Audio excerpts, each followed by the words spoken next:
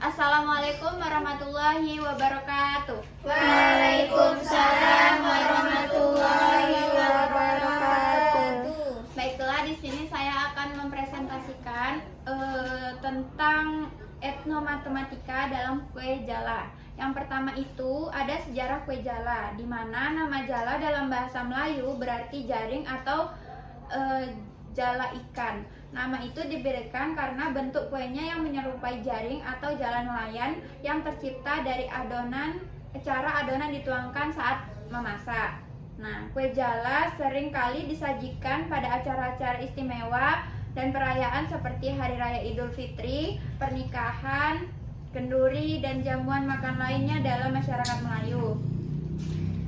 Ini menunjukkan statusnya sebagai hidangan yang berharga. Secara tradisional, kue jala disajikan sebagai pendamping hidangan berkuah manis atau gurih.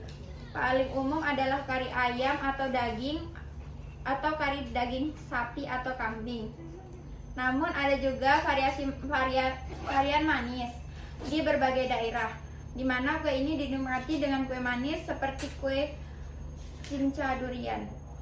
Selanjutnya itu ada metode penelitiannya, di mana metode penelitiannya itu menggunakan model analisis data. Yang digunakan dalam penelitian ini adalah analisis Spartley.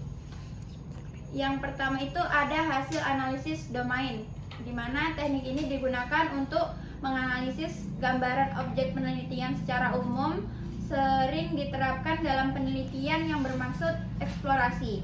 Penelitian mengumpulkan apa saja yang diperlukan untuk mendapatkan gambaran umum tentang pembentukan kelompok, budaya kelompok, keterampilan komunikasi, dan keterampilan memimpin kewirausahaannya. Dalam makanan tradisional kue jala, hasil domainnya yaitu komponen dan bahan-bahan serta proses pembuatannya. Yang kedua ada hasil analisis taksonomi. Taksonomi memiliki perbedaan dengan domain hanya dengan satu hal, yaitu bahwa taksonomi menunjukkan hubungan di mana semua istilah bahasa asli yang tergabung dalam suatu domain. Taksonomi mengungkapkan sebagai subset dari berbagai istilah bahasa asli, dan cara subset ini dihubungkan dengan domain itu sebagai suatu keseluruhan. Dengan kata lain, teknik analisis taksonomi merupakan bagian dari hasil analisis domain. Yang ketiga, ada hasil analisis kompensial. Dalam analisis data etnografi dengan model Spartley, ada analisis konvensial. Analisis konvensial menekankan pada suatu usaha mencari secara sistematis tema-tema yang berhubungan dengan kategori budaya. Seperti ranah budaya, selalu ada beberapa anggota, kategori atau unsur-unsur yang termasuk di dalamnya yang ditemukan pada waktu melakukan analisis ranah. Dalam analisis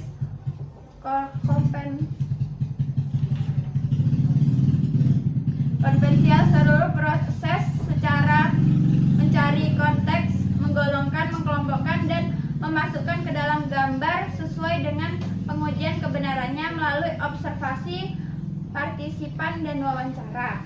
Selanjutnya ada hasil analisis tema kultural. Analisis tema merupakan upaya dalam pencarian benang merah dari pengintegrasian lintas domain-domain yang ada.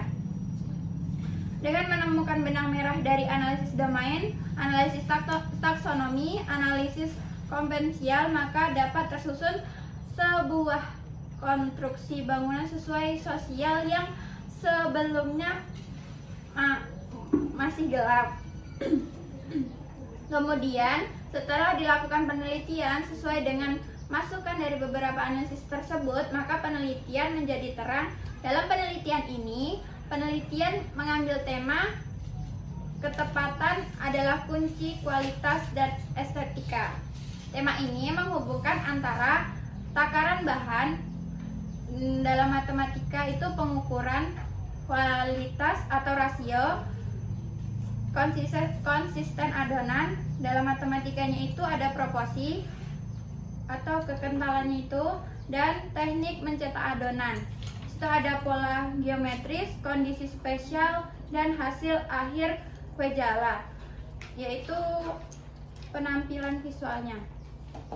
Nah, di dalam kue jala ini konsep matematikanya itu yang pertama pada bahan-bahan kue jala seperti tepung terigu itu 200 kg, 1 butir air, 1 butir telur, setengah sendok teh garam, 5 lembar daun pandan, 350 ml santan, 200 ml air, pasta pandan 2 sendok makan minyak goreng.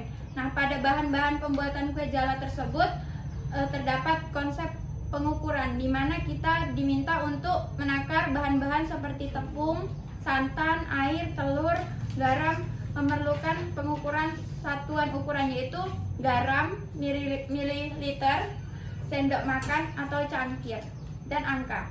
Karena ketepatan takaran pasti penting untuk hasil akhirnya. Yang kedua ada langkah-langkahnya, di mana pada proses pembuatan kue jala tersebut terdapat konsep matematika yaitu perbandingan. Perbandingan antara jumlah bahan satu dengan yang lain, misalnya rasio tepung terhadap cairan, sangat menentukan konsistensi adonan. Adonan yang terlalu kental atau terlalu encer akan mempengaruhi kemudahan membentuk jala atau tekstur akhir kue jala. Jika ingin membuat kue dalam jumlah lebih banyak, akan lebih sedikit, konsep proporsi digunakan untuk menyesuaikan jumlah semua bahan secara seimbang. Yang ketiga itu ada pencetakan kue jala, di mana pada pencetakan ini terdapat konsep matematika di antaranya itu ada kedudukan dua garis. Yang pertama itu ada garis sejajar, ya 2 garis sejajar. Terus ada garis berpotongan, terus ada garis berhimpit. Pada saat pencetakan kue jala sebelum kita gulung. Nah, terus yang terakhir itu ada geometri bidang, di mana ada lingkaran. Pada sebelum kita gulung kue jala itu kue jala berbentuk lingkaran. Nah, terus pada penyajian kue jala. Nah, penyajian kue jala itu kan disajikan dengan kuah kinca, dan ada di situ unsur geometri ruang, di mana ada berbentuk tabung. Setelah kita gulung, kue jala itu akan berbentuk tabung. Nah, sekian presentasi yang dapat saya sampaikan. Lebih dan kurangnya mohon maaf.